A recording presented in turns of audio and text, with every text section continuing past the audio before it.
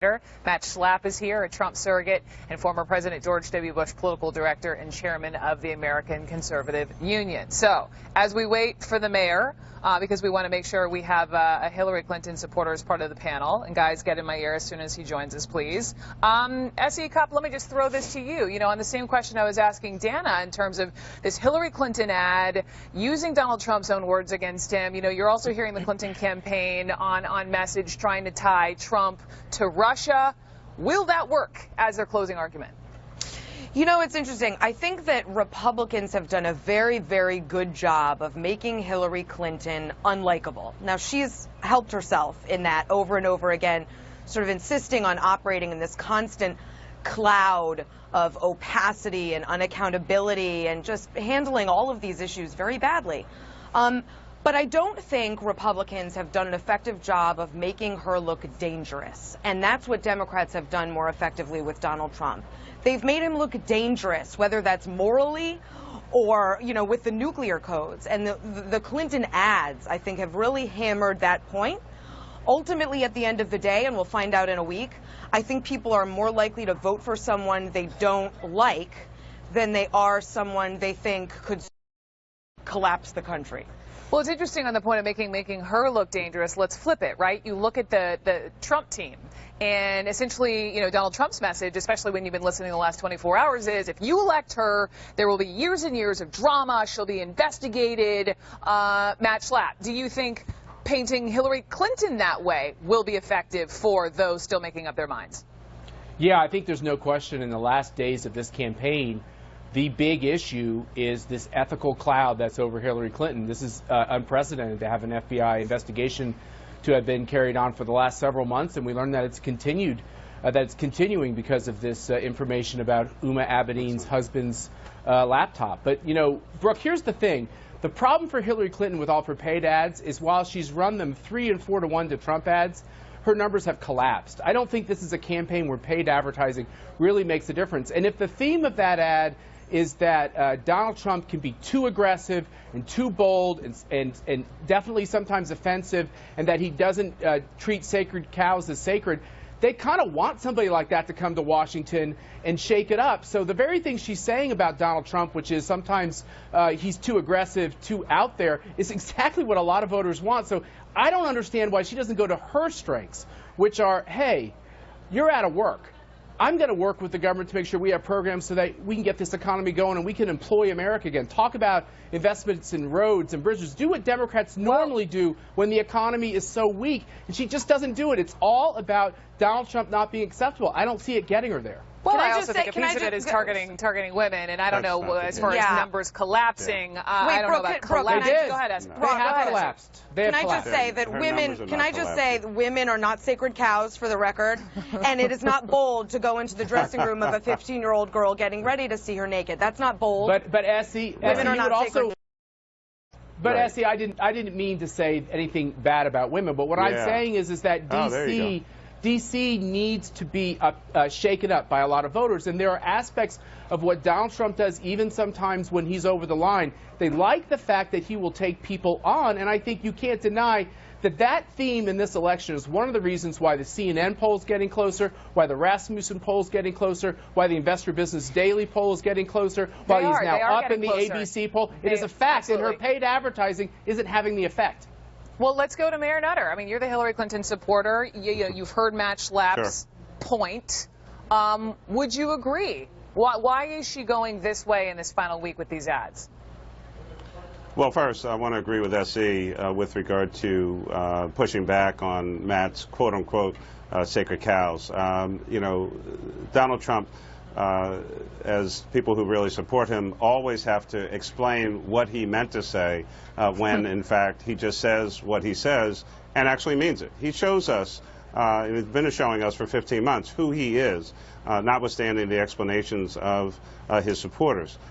Hillary Clinton is actually running at least a dual-track campaign. I don't know which ads you're seeing, but she is talking about the economy. She is talking about her long-standing support for children and families, and at the same time pushing back on the things that have really been the centerpiece of a lot of the campaign, which is that Donald Trump is unfit to be President of the United States of America.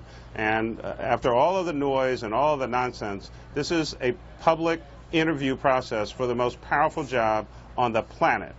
And when we're talking about that person, ultimately, people are going to choose the person that they think can actually do the job. It's coming down to character, it's coming down to temperament, and then you have Matt Schlapp, you have, the most powerful Republican on Capitol Hill saying that he voted, you know where I'm going, but couldn't even bring himself to say the name Donald Trump. Here he was.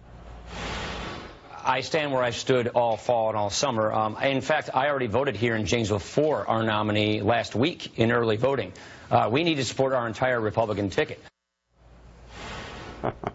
What do you think of that? Mayor Wow. Natter laughs. What a ringing endorsement. Matt What a Schlapp, ringing endorsement. Is he a traitor that he can't even say the guy's not name? at all. Look, Donald Trump is an outsider running for president. He hasn't been a Republican a very long time. He's new to this process. And look, he upsets a lot of elected Republicans. We've seen it throughout the process. And he obviously upsets a lot of elected Democrats. I think he's going to take on Congress. But let's go back to the facts again.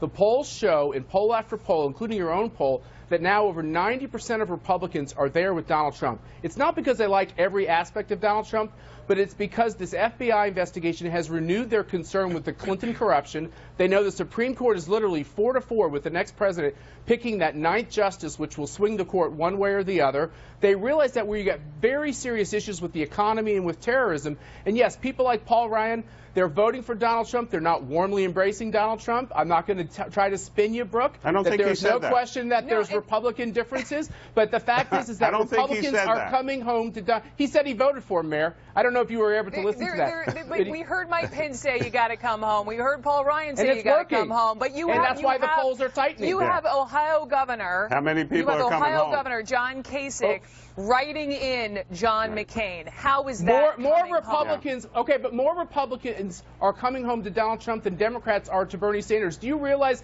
that the head of the DNC was just criticized by the CEO of CNN for the fact that she, was just criticized by the head of CNN because Donna Brazile, the head of the DNC, leaked 2 questions to the Clinton campaign to hurt the Bernie Sanders campaign? There are divisions on both sides. We have these divisions. The fact is that Democrats are probably 90% going to be with Hillary. Republicans are going to 90% be with Donald Trump. And then it's a question for these swing voters, and he's doing really well with them.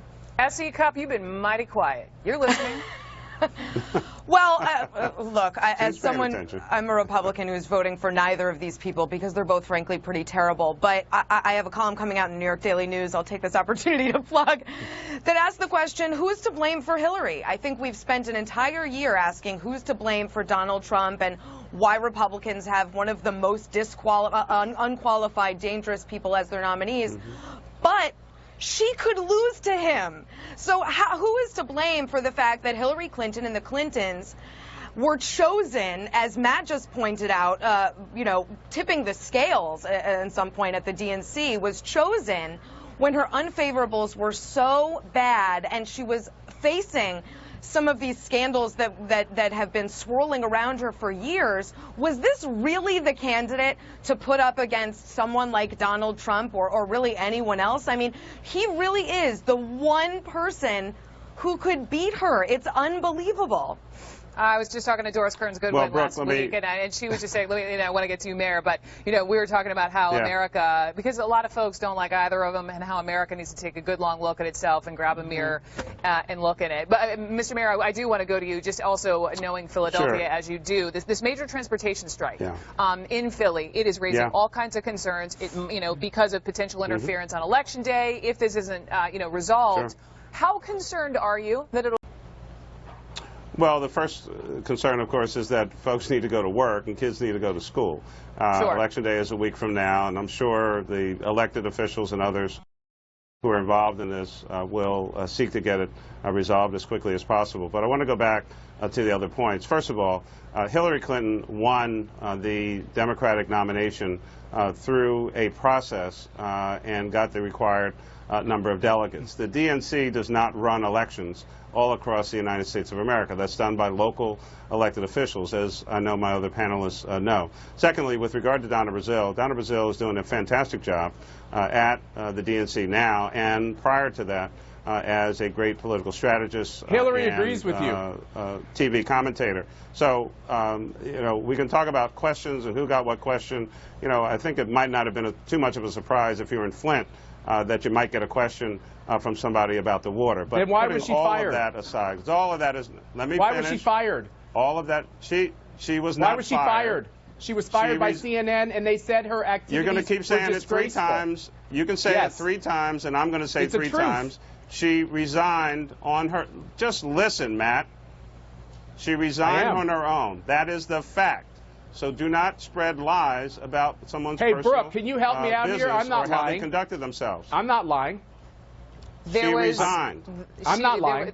There was some sort of termination. I wasn't, obviously. There was. That is way higher than my pay grade, Matt. Exactly. You know, so that's somebody else's So I really business. can't address it. So why don't you but leave I can that tell to you the that side. But I'm not lying. did not help her out.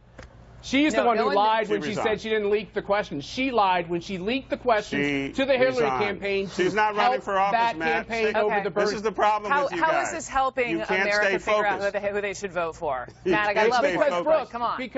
Because Brooke, you know how it helps? Stay focused. The fact is this, which is, why don't we talk about the issues, and why isn't it fair, and why don't we cover these things fairly? We started this segment by talking about running Hillary Clinton's ad. Donald Trump has many ads about Hillary Clinton's character, and I think it's fair to look at both, and I think it's also fair to look at the character. But my issue, we were totally fair, if I may. We were fair because we came out talking about closing arguments in this final week, right? This is what Hillary Clinton is saying to America, case in point, this particular ad. And then I followed up asking you, Matt, specifically about the message to America from Donald Trump, saying, hey, I think you're going to get fair, years and Brooke. years of drama and investigation if you elect this woman. So Brooke, fair and square. The problem is, starting with the candidate, that none of them can stay focused. The Trump people cannot stay focused, can't stay on message, and they whine.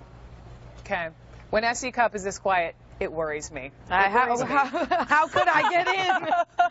Just let them go Matt at it. and Essie and Mayor Nutter, thank you all so much. Focus is a good thing. Thank you. Thank you.